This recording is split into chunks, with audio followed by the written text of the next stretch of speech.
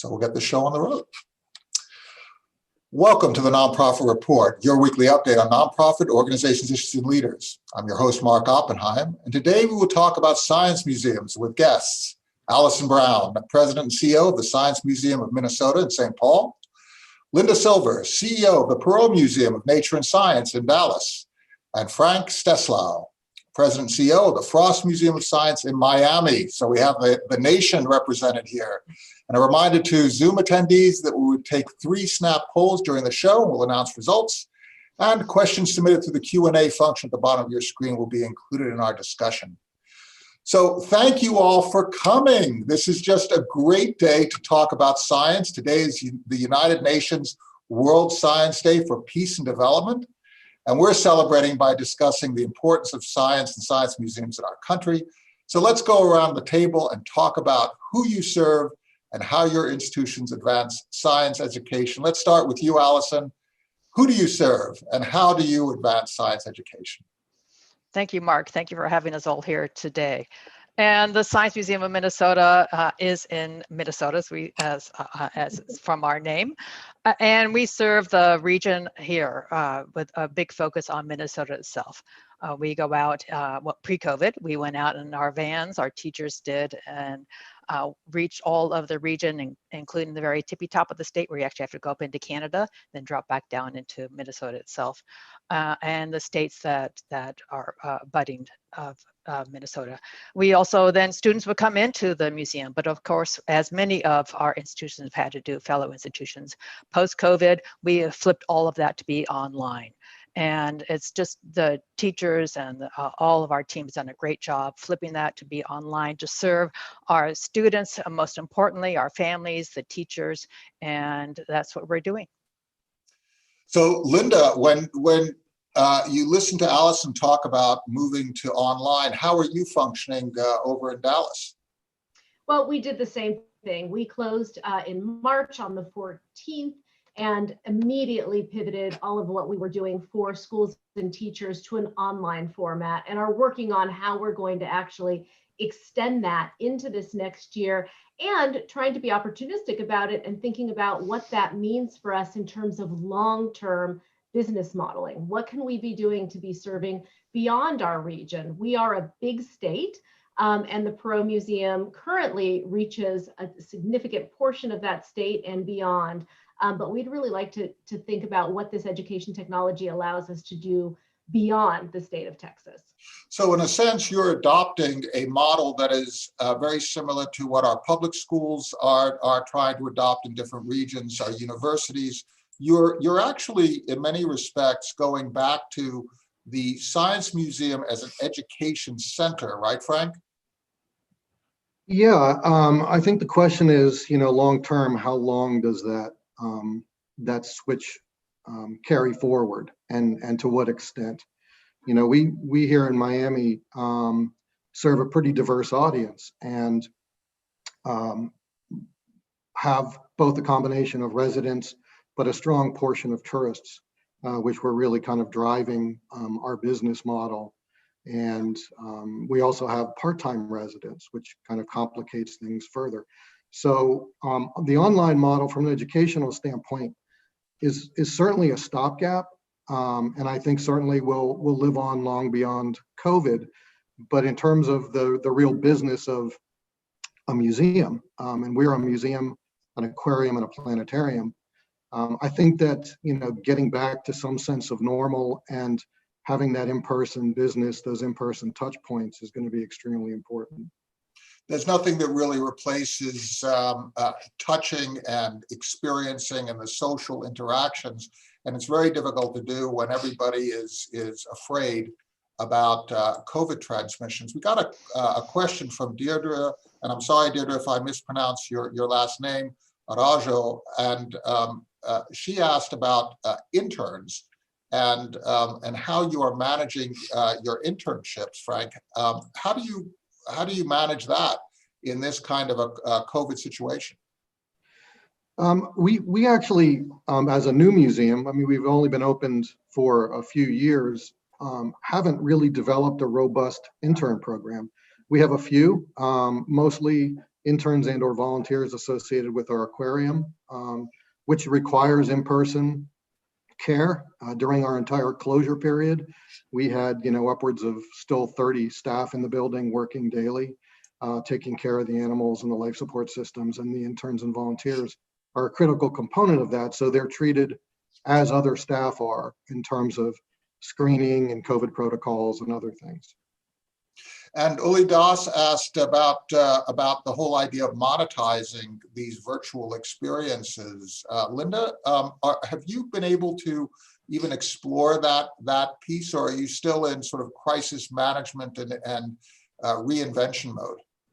I'd say we've moved past crisis management. We're definitely in reinvention mode. And what we have done on the virtual field trip side of this, if you will, is garner early contributed revenue to help us with the R&D that we need to develop these virtual programs, but also brought in the business modeling of how do we make this a going concern? How does it become earned revenue? Won't necessarily replace all of what we have from the 1.2 million people that visit us each year or come through our outreach programs, but a chunk of it, I believe, is something that we can do. And so we're looking at that right now. We're in the preliminary stages of our next round of virtual online programming. And we're happy to share what we come out of that with the field.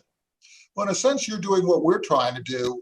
In this time, we're trying, from our perspective, to provide insider insight into how you are functioning. And we're actually trying to give you vehicles for communicating with your donors, with your supporters, with your constituents, so that you can talk about the operations side, the things that people experience viscerally, but not personally, so that they get a sense. Alison, as you're navigating this interesting terrain, how do you connect with audiences if you have to now move to a combination of connection, not just in person, but through this virtual sense? Because there are real costs that are associated with these online vehicles. I see Linda nodding.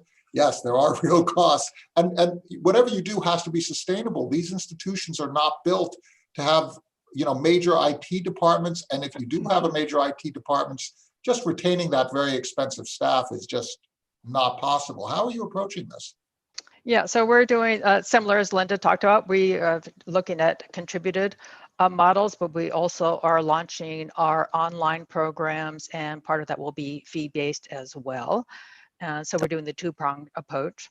And in terms of staffing, we are looking at our staff and making certain that we're keeping their skills up. We're thinking about a culture of digital. So how do we have digital throughout everything that we do? It's not just within one team, one IT department, and it's all burdened on them. It has to go throughout the institution. And those skill sets don't have to be all within the Science Museum Minnesota. Some of it we may use other members that are part of us, so we'll outsource some of it. But also making certain we keep our skills itself up. And there's a lot of things that we can do with government agencies that are helping build up skills. A lot of it that's online, things like this that people can do to build their skill set. So we're thinking about a two-prong in terms of funding and multiple prongs in terms of skill sets. Now, in terms of the staffing cuts, we got a question from Sarah Raleigh. The question is that Museum Field is undergone massive staff cuts through COVID.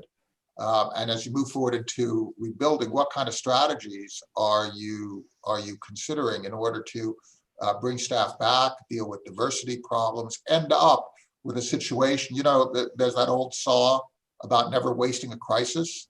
And really what that is about is the crisis is the canary in the coal mine, informing you that there are things that need to improve, right? So Frank, as you're coming out of this, Linda, as you're coming out of this, Alison, how are you adjusting so that at the end of this, you're not repeating the model that worked so well for many years, but has now come into question? Frank, you want to start with some of the changes that you're thinking, particularly as it relates to staff and skilling up and ensuring that these people are well used in service to this purpose. I think that's a great question. I think all of us have had substantial impacts to our staff. I think that goes without saying, and I think we reduced around 30%. And it was an unfortunate situation, and we're all sort of trying to get through that. But coming out the other end, I think it's making us think a little more strategically about the programs that we are doing, how we shift the business model slightly. We were running around 80% earned revenue, and 20% contributed. That's not a very diverse revenue stream, particularly when 80% of the 80% earned comes from the admissions. So we've started looking at other sources of revenue aside from the traditional grants and contributed and gate. And with those changes, obviously those would bring changes in staffing and expertise. So for example, we are doing educational and environmental programs for one of the major cruise lines. That actually started prior to COVID, but is still continuing and growing as a piece of what we're doing programmatically. And we are now picking up a contract to do educational and environmental programming for a major destination resort in the Turks and Caicos. That's a way both to get our message and our mission out to diverse audiences, but also to diversify our revenue stream. And again, those programs would come with different expertise, and we would certainly be looking for that as we grow. That's really interesting. So you've got the business partnerships that are happening with the cruise lines, and then you're also creating new lines of business to create new earned income by leveraging the expertise of your staff. Linda, how are you adjusting so that at the exiting this, you end up with a new Perot? So I will echo what Frank said. It was incredibly difficult to go through a reduction in force, which we did, and it affected 60% of our staff. Right. So I had a staff of 300 going into this. I will say we were fortunate. We were able to keep those people, all 300 of them, paid their full salaries for 4 months, the first 4 months that we were closed. But emerging from this becomes something different in terms of how we look at staff and who we recruit. Before we went through the reduction in force, we used all of our staff and went through an exercise that we called Keep, Stop, Change, Move. And while we didn't have a crystal ball to understand what would necessarily happen to programs, we tried to understand what programs and exhibit experiences might be on the other end of this, and then put every single one of our programs through that exercise and made a determination of what was going to be in the portfolio on the other side. We then kept staff skill set and are hiring for staff skill set that are going to advance us there. So areas of education technology, people who understand that is more important to me now as I look at candidates. But I think there's an important question here about diversity in the field, because we all know that there's not a significant amount of diversity. We had started a program a year and a half ago, actually 2 years now, or a year and a half, to diversify our board. Because coming in, I felt it was really important that we had a greater representation at the board level. And so we've started there. And we've also started with our DEAI committee of staff at that level to be thinking about what it is that we need to do to not just be able to recruit candidates that don't look like us, but also to be able to retain them. Right. Because I think those are two big challenges that we face as a field. And also adjust your programs based on the input. It's one thing to give lip service to diversity, equity, and inclusion, but to shift power relationships within organizations is really where the action is, isn't it? Yeah. And I really firmly believe that you've got to have that board bought into that.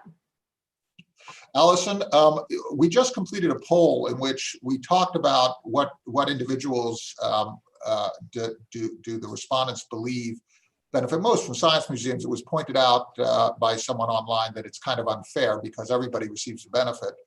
But 76% of respondents say that children ages 1 through 12 receive the most benefit, 22% teenagers, 13 to 19, adults a little bit, seniors not at all. Are you shifting how you see the value proposition and in terms of your staffing, you were talking about skilling up and changing the culture. Are you finding that exiting this, that you're going to shift that model and diversify it, or are you going to stick with it and really focus on new ways to deliver values to the same constituents in the same kind of proportion? I think everything that we see with COVID is things that we started pre-COVID, and we're just accelerating that work. And that this is for the Science Museum of Minnesota, and I think my conversations with the many leaders, it's the same conversations they were having pre-COVID. And we just have to do it more quickly. We have to do things more online. We have to start the experience online. And we have to continue the experience after people leave online. Maybe people never visit us, and that's okay. We have to talk about issues that aren't issues that you might not think about with a science museum. We have to talk about race. We have to talk about mental health. We have to talk about climate change. We have to talk about these topics that are so important to our constituents. And they have to tell us what they want us to talk about. We can't be the ones telling them what they need to listen to us about. We have to kind of get out of the way. We are a place that adults want to come to as well. We know that from our surveying. And we have to change, as Linda pointed out, we have to make certain that we are a diverse set of employees and leaders. And so how do we get out of the way so we have a shared governance and a shared experience? And I think that work actually started pre-COVID, and it's even more important now that we continue that work. And a lot of science museums started actually with the space race in the 50s and 60s. And we need to change the way that we think about ourselves and the way that the public thinks about us, and that we are part of the community. We aren't these white ivory towers. You know, we're in the middle of a poll. It's really interesting. We asked, are people of different genders, orientation, races, and so on equally represented in science and science education? 77% of respondents have said that different groups are not equally represented, and this fact causes harm. So I want to focus on the question of, first of all, if we address that, are there going to be winners and losers? Because very often we find that even if people feel that there is harm, that the way the addressing it response is formulated is that they're going to be winners and they're going to be losers, right? Is that true? Are there going to be winners and losers if there's an issue? Linda? I don't think so. I mean, it's, you know, cliche, but a rising tide lifts all boats, right? And I think that we think in those terms coming from this field. I think that one of the things that we do need to be very conscientious of is what is our representation in our exhibits, in our programs. We started a year ago a program to go through our exhibit halls and make sure that we were 50-50 gender parity in terms of the number of female scientists, male scientists that we were looking at. We're going back and doing some of that same work now to ensure that we have a significant number of people of color who are represented as well. I don't think that that means white males are losing. I think it means that we're all winning, and every visitor who comes to the museum has an opportunity, no matter their age, to see themselves reflected somewhere in our halls. And we need to do the same thing with our staff, obviously. But I think that there is a point here, because if you look at lived experience as a competence, right? If you look at other competencies like a science discipline, math, or physics or biology, I can acquire that competence. I cannot acquire the lived experience of a Black woman. I can't. I cannot acquire the experience of a Latinx male. I can't. So in a sense, there are things that are about that element that I will never fulfill.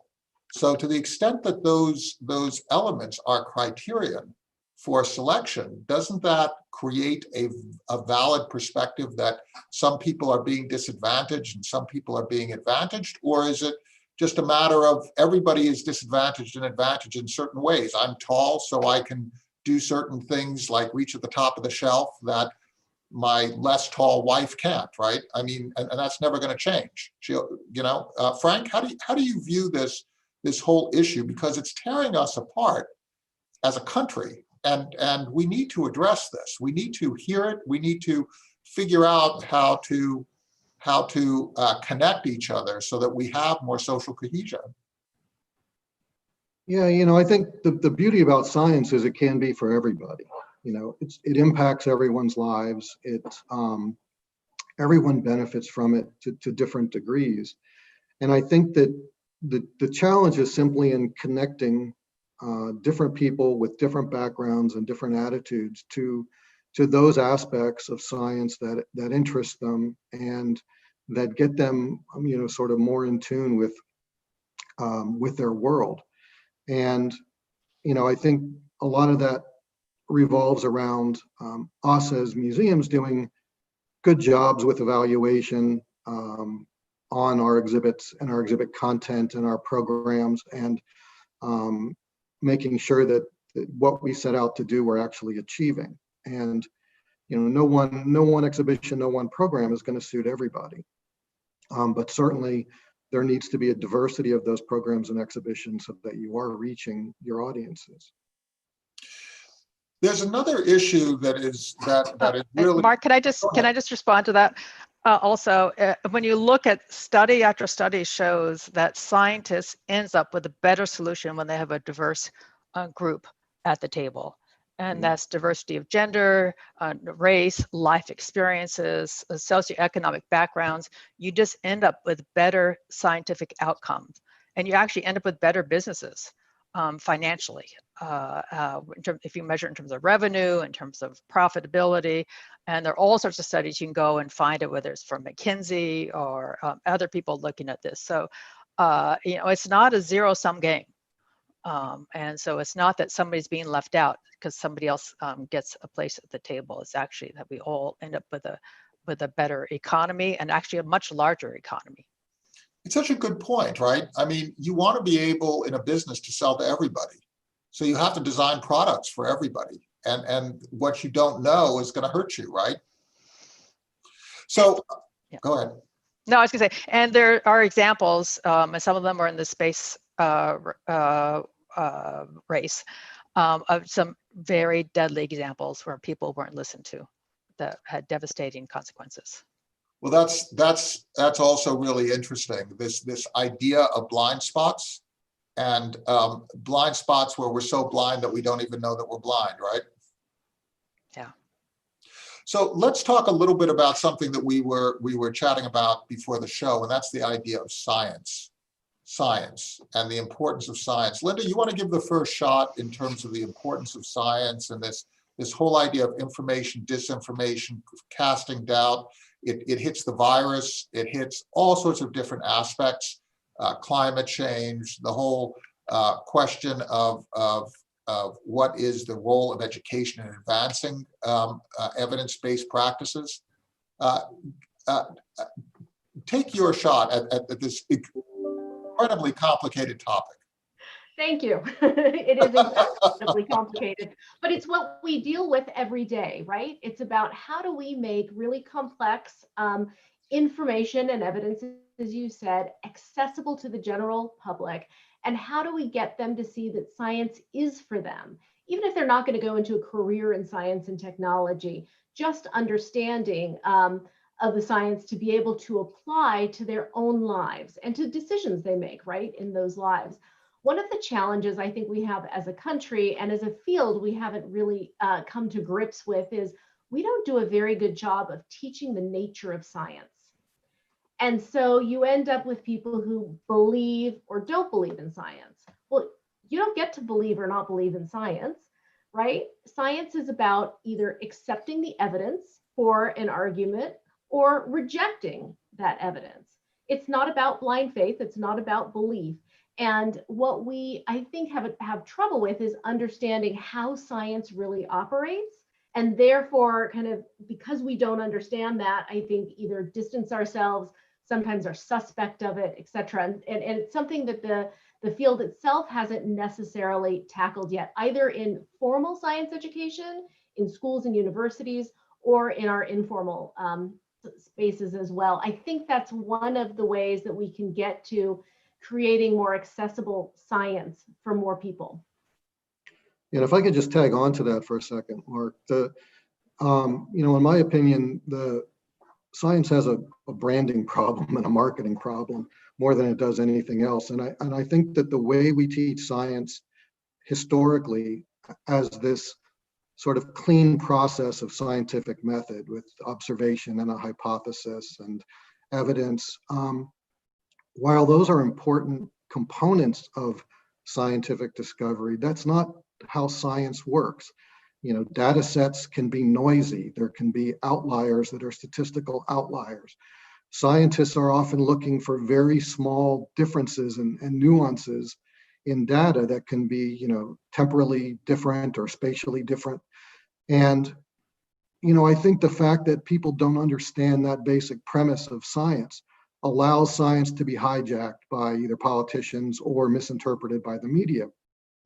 And I think if people had a better understanding of those complexities, what is that process? It would be more difficult for somebody to misinterpret it, and I think would go a long way. So I think our goal as a museum and as a science communication institution is to try to clarify that for the public, to try to get the public to understand that science can be messy. There can be disagreements, but at some point there's a consensus developed around an issue, and that consensus is what science ends up being. We just took a poll, and there I saw that there's an erroneous entry here as well in the poll. But the poll basically asked whether there's a growing sentiment in this country of belief in science or disbelief in science, and it basically split pretty much 50-50. I look at this as a question of belief in evidence or disbelief in evidence. Alison, how do you interpret this whole idea of evidence or belief in evidence, disbelief in evidence, and the whole train of logic that is science?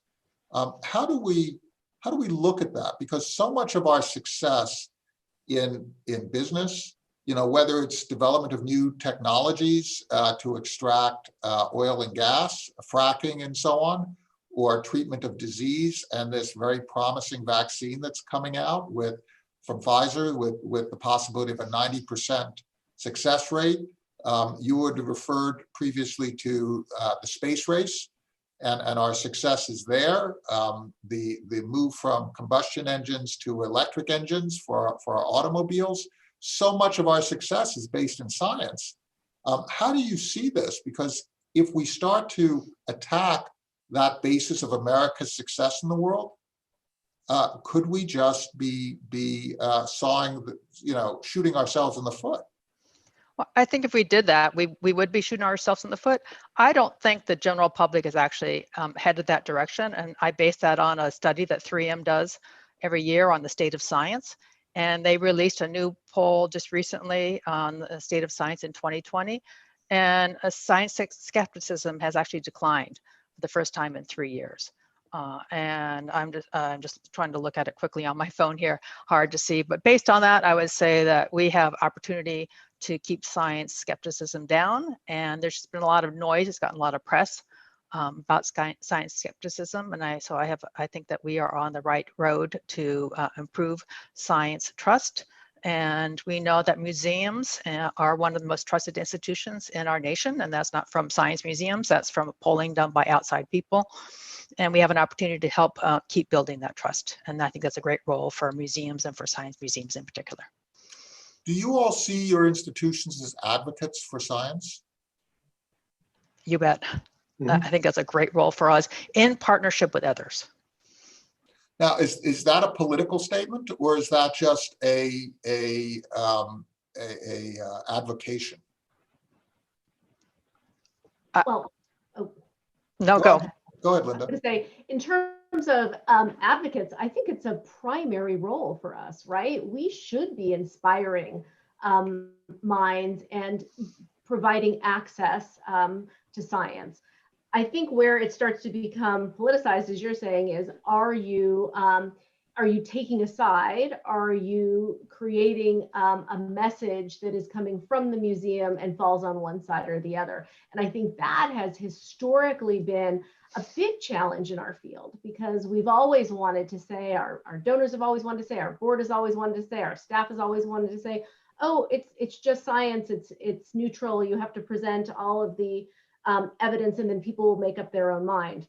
But I think that we need to be able to show what that process is and guide people in those directions. I don't think that it is as easy as we're just black and white, E equals MC squared, there you have it. I guess it's the distinction between starting with a conclusion that you're trying to prove, or starting with a hypothesis where you're looking at evidence to see whether it's true or false, right? There's a distinction there. When you start with a conclusion, then you already know where you want to end up, right? When you start with a hypothesis, you have an idea that you want to test. And I guess that's the distinction here. And I guess you are all advocates for starting off with ideas and testing to see whether they work. Yes, and I don't know, Mark, if this is what you're saying, but there are some points of view that we would not put on our museum floor, and that would be climate denier, climate change denier, vaccine anti-vaxxer, somebody believing that white supremacy is right. Anti-masking, I wouldn't, there are just certain things we would not put on our museum floor that go against statements that our board has approved. And I don't know if that's what you mean. Is the logic because the evidence doesn't exist? So for example, race, right? Color of skin is not connected to anything else other than color of skin, right? Right. It's not connected to any capability or anything else. There's no evidence for that. Right. Right. And it's the same thing that you're citing with, the anti-masking piece. There is very strong scientific evidence that masking will reduce viral transmission. Frank, are you taking the same approach of basically ensuring that whatever you provide is not a political statement or a statement of just faith, but also is based in evidence?